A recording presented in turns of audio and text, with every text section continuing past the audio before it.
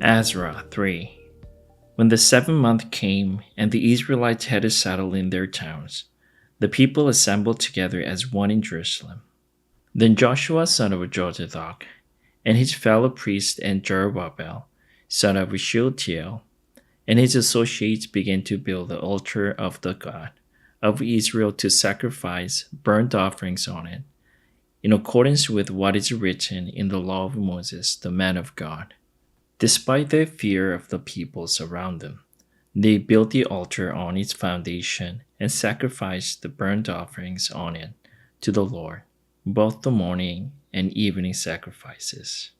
Then, in accordance with what is written, they celebrated the festival of tabernacles with the required number of burnt offerings prescribed for each day.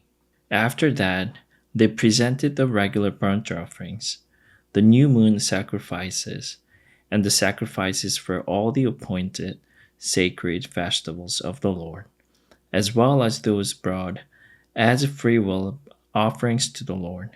On the first day of the 7th month, they began to offer burnt offerings to the Lord, though the foundation of the Lord's temple had not yet been laid. Then they gave money to the masons and carpenters, and gave food and drink and olive oil to the people of Sidon and Tyre, so that they would bring cedar logs by sea from Lebanon to Joppa, as authorized by Cyrus king of Persia. In the 2nd month of the 2nd year, after their arrival at the house of God in Jerusalem, Zerubbabel son of Shealtiel, Joshua son of Jozadak, and the rest of the people, the priests and the Levites, and all who had returned from the captivity to Jerusalem, began the work. They appointed Levites 20 years old and older to supervise the building of the house of the Lord. Joshua and his sons and brothers, and Kadmiel and his sons, descendants of Hothviah, and the sons of Henadad, and their sons and brothers, all Levites, joined together in supervising those working on the house of God. When the builders laid the foundation of the temple of the Lord, the priests in their vestments, and with the trumpets, and the Levites, the sons of Asaph, with cymbals, took their places to praise the Lord, as prescribed by David king of Israel. With praise and thanksgiving they sang to the Lord. He is good. His love toward Israel endures forever. And all the people gave a great shout of praise to the Lord, because the foundation of the house of the Lord was laid. But many of the older priests and Levites and family heads who had seen the former temple wept aloud when they saw the foundation of this temple being laid, while many others shouted for joy. No one could distinguish the sound of the shouts of joy from the sound of weeping, because the people made so much noise, and the sound was heard far away. Ezra 4. When the enemies of Judah and Benjamin heard that the exiles were building a temple for the Lord, the God of Israel, they came to Zerubbabel and to the heads of the families and said, "Let us help you build, because like you we seek your God, and have been sacrificing to him since the time of Esarhaddon king of Assyria, who brought us here." But Zerubbabel, Joshua, and the rest of the heads of the families of Israel answered, "You have no part with us in building a temple to our God. We alone will build it for the Lord, the God of Israel, as King Cyrus, the king of Persia, commanded us." Then the peoples around them set out to discourage the people of Judah and make them afraid to go on building. They bribed the officials to work against them and frustrate their plans during the entire reign of Cyrus king of Persia, and down to the reign of Darius king of Persia. At the beginning of the reign of Xerxes, they lodged an accusation against the people of Judah and Jerusalem. And in the days of Artaxerxes, king of Persia, Bishlam, Mithredath, Tabeel, and the rest of his associates wrote a letter to Artaxerxes. The letter was written in Aramaic script and in the Aramaic language. Rehum, the commanding officer, and Shimshai, the secretary wrote a letter against Jerusalem to Artaxerxes, the king, as follows. Rehum, the commanding officer, and Shimshai, the secretary, together with the rest of their associates, the judges, officials, and administrators, over the people from Persia, Uruk, and Babylon, the Elamites of Susa, and the other people whom the great and honorable Ashurbanipal deported and settled in the city of Samaria and elsewhere in Trans-Euphrates. This is a copy of the letter they sent him. To King Artaxerxes, from your servants in Trans-Euphrates. The king should know that the people who came up to us from you have gone to Jerusalem and are building that rebellious and wicked city. They are restoring the walls and repairing the foundations. Furthermore, the king should know that if this city is built and its walls are restored, no more taxes, tribute, or duty will be paid, and eventually the royal revenues will suffer. Now, since we are under obligation to the palace, and it is not proper for us to see the king dishonored, we are sending this message to inform the king, so that a search may be made in the archives of your predecessors. In these records, you will find that the city is a rebellious city, troublesome to kings and provinces, a place with a long history of sedition. This is why the city was destroyed. We inform the king that if this city is built and its walls are restored, you will be left with nothing in Trans-Euphrates. The king sent this reply to Rehum, the commanding officer, Shimshai, the secretary, and the rest of their associates living in Samaria and elsewhere in Trans-Euphrates. Greetings. The letter you sent us has been read and translated in my presence. I issued an order, and a search was made, and it was found that the city has a long history of revolt against the kings, and has been a place of rebellion and sedition. Jerusalem has had powerful kings ruling over the whole of Trans-Euphrates, and taxes, tribute, and duty were paid to them. Now issue an order to these men to stop work, so that the city will not be rebuilt until I so order. Be careful not to neglect this matter. Why let this threat grow, to the detriment of the royal interest?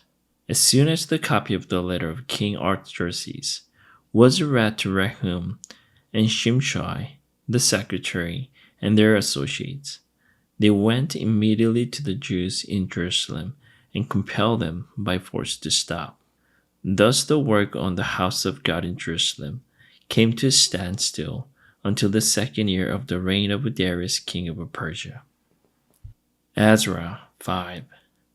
Now Haggai the prophet and Zechariah the prophet, a descendant of Iddo, prophesied to the Jews in Judah and Jerusalem in the name of the God of Israel, who was over them.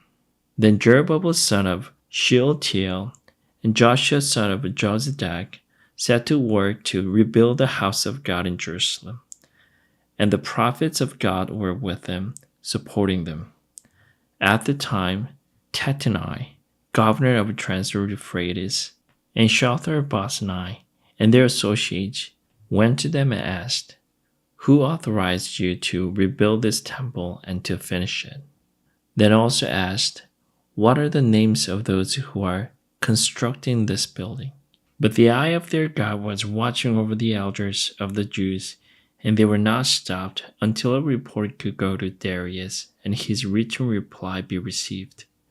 This is a copy of the letter that Tattenai, governor of Trans-Euphrates, and Shethar-Boznai and their associates, the officials of Trans-Euphrates, sent to King Darius. The report they sent him read as follows: To King Darius, cordial greetings. The king should know that we went to the district of Judah, to the temple of the great God.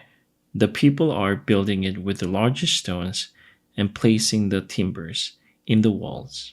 The work is being carried on with diligence and is making rapid progress under their direction. We questioned the elders and asked them, "Who authorized you to rebuild this temple and to finish it?" We also asked them their names so that we could write down the names of their leaders of your information. This is the answer they gave us. "We're the servants of the God of the heavens and earth, and we are rebuilding the temple that was built many years ago, one that a great king of Israel built and finished. But because our ancestors angered the God of heaven, he gave them into the hands of Nebuchadnezzar, the Chaldean, king of Babylon, who destroyed this temple and deported the people to Babylon. However, in the first year of Cyrus, king of Babylon, King Cyrus issued a decree to rebuild this house of God. He even removed from the temple of Babylon the gold and silver articles of the house of God, which Nebuchadnezzar had taken from the temple in Jerusalem and brought to the temple in Babylon. Then King Cyrus gave them to a man named Sheshbazzar, whom he had appointed governor. And he told him, "Take these articles and go and deposit them in the temple in Jerusalem, and rebuild the house of God on its site." So this Sheshbazzar came and laid the foundation of the house of God in Jerusalem. From that day to the present, it has been under construction, but is not yet finished. Now, if it pleases the king, let a search be made in the royal archives of Babylon to see if King Cyrus did, in fact, issue a decree to rebuild this house of God in Jerusalem. Then let the king send us his decision in this matter. Ezra 6. King Darius then issued an order, and they searched in the archives stored in the treasury at Babylon. A scroll was found in the citadel of Ecbatana in the province of Media, and this was written on it. Memorandum. In the first year of King Cyrus, the king issued a decree concerning the temple of God in Jerusalem. Let the temple be rebuilt as a place to present sacrifices, and let its foundations be laid. It is to be 60 cubits high and 60 cubits wide, with 3 courses of largest stones and 1 of timbers. The costs are to be paid by royal treasury. Also, the gold and silver articles of the house of God, which Nebuchadnezzar took from the temple in Jerusalem and brought to Babylon, are to be returned to their places in the temple in Jerusalem. They are to be deposited in the house of God. Now then, Tattenai, governor of Trans-Euphrates, and Shethar-Bozenai, and you other officials of that province, stay away from there. Do not interfere with the work on this temple of God. Let the governor of the Jews and the Jewish elders rebuild this house of God on its site. Moreover, I hereby decree what you are to do for these elders of the Jews in the construction of this house of God. Their expenses are to be fully paid out of the royal treasury, from the revenues of Trans-Euphrates, so that the work will not stop. Whatever is needed, young bulls, rams, male lambs for burnt offerings to the God of heaven, and wheat, salt, wine, and olive oil, as requested by the high priest in Jerusalem, must be given them daily without fail, so that they may offer sacrifices pleasing to the God of heaven and pray for the well-being of the king and his sons. Furthermore, I decree that if anyone defiles this edict, a beam is to be pulled from their house, and they are to be impaled on it. And for this crime, their house is to be made a pile of rubble. May God, who has caused his name to dwell there, overthrow any king or people who lifts a hand to change this decree or to destroy this temple in Jerusalem. I, Darius, have decreed it. Let it be carried out with diligence. Then because of the decree King Darius had sent, Tattenai, governor of Trans-Euphrates, and Shethar-Bozenai and their associates carried it out with diligence. So the elders of the Jews continued to build and prosper under the preaching of Haggai, the prophet, and Zechariah, a descendant of Iddo. They finished building the temple according to the command of the God of Israel and the decrees of Cyrus, Darius, and Artaxerxes, king of Persia. The temple was completed on the 3rd day of the month Adar, in the 6th year of the reign of King Darius. Then the people of Israel, the priests, the Levites, and the rest of the exiles celebrated the dedication of the house of God with joy. For the dedication of this house of God, they offered 100 bulls, 200 rams, 400 male lambs, and as a sin offering for all Israel, 12 male goats, and for each of the tribes of Israel. And they installed the priests in their divisions and the Levites in their groups for the service of God at Jerusalem, according to what is written in the book of Moses. On the 14th day of the 1st month, the exiles celebrated the Passover. The priests and Levites had purified themselves and were all ceremonially clean.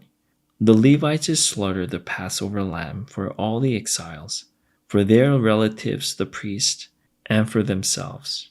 So the Israelites who had returned from the exile ate it, together with all who had separated themselves from the unclean practices of their Gentile neighbors in order to seek the Lord, the God of Israel. For 7 days they celebrated with joy the festival of unleavened bread, because the Lord had fulfilled them with joy by changing the attitude of the king of Syria, so that he assisted them in the work on the house of God, the God of Israel. Amen.